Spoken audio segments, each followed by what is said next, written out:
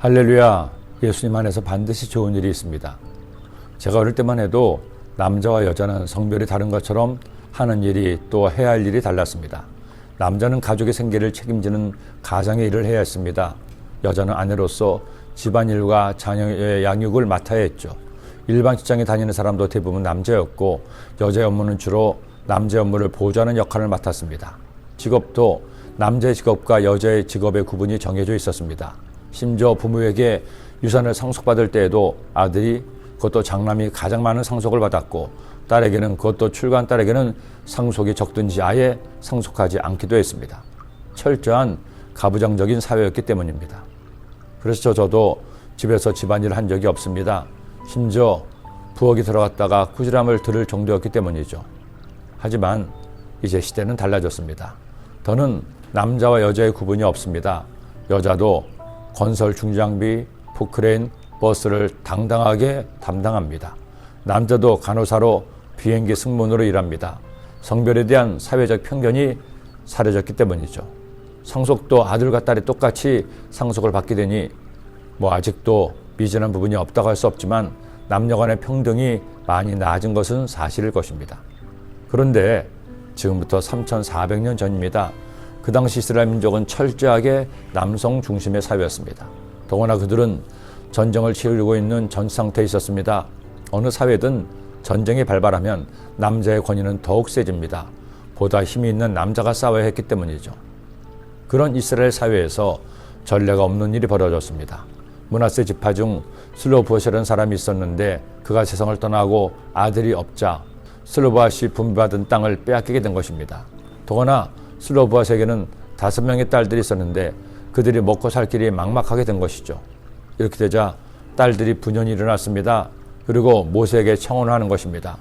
우리 아버지가 광야에서 죽었으나 야훼를 거슬러 모인 고라의 무리에 들지 아니하고 자기 죄로 죽었고 아들이 없나이다. 어찌하여 아들이 없다고 우리 아버지의 이름이 그의 종족 중에서 삭제되리이까. 우리 아버지의 형제 중에서 우리에게 기업을 주소서 하며. 자, 이때 모세는 어떻게 반응합니까? 그들의 청을 뿌리치나요? 여자들이 하는 말이라고 묵살합니까? 아니죠.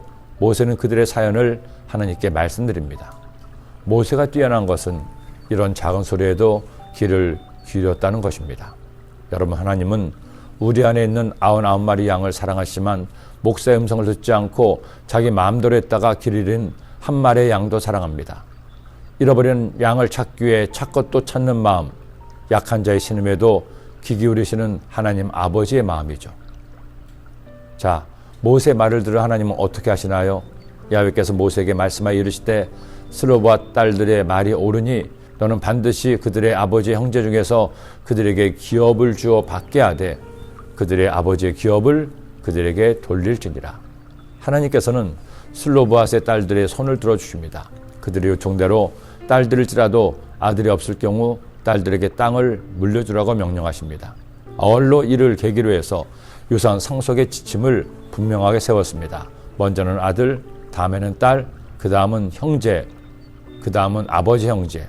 이것을 우리식으로 하면 아들, 딸인 1촌이 먼저, 그 다음은 2촌인 형제, 그 다음은 3촌인 아버지의 형제들입니다. 그마저 없다면 가장 가까운 친족에게 상속되게 한 것입니다. 하나님께서는 당시 사람들의 인식에 따라 결정하시되 여성에 대해서도 세심하게 배려하셔서 그들로 생계를 이어가게 하신 겁니다. 저는 이 결정을 보며 역시 우리 하나님을 상식적인 하나님으로 이해했습니다. 원칙은 지키되 변칙도 포용하시는 너그러운 하나님. 우리도 그 하나님을 본받아야 할 것입니다. 삶의 많은 부분에서 규칙대로 일하고 결정하되 포용과 관용도 함께하는 여러분이 되시기를 기도합니다. 우리 하나님께서 그녀들의 부탁을 들어주신 것처럼 공의롭게 행하되 은혜로 품어주는 여러분 되시기를 예수님의 이름으로 축원합니다. 기도드립니다. 하나님 아버지 감사합니다. 고맙습니다. 우리 모두 너그러움과 포용과 배려의 마음으로 이웃을 섬기고 다른 사람에게 주의 사랑을 나누게 하여 주옵소서.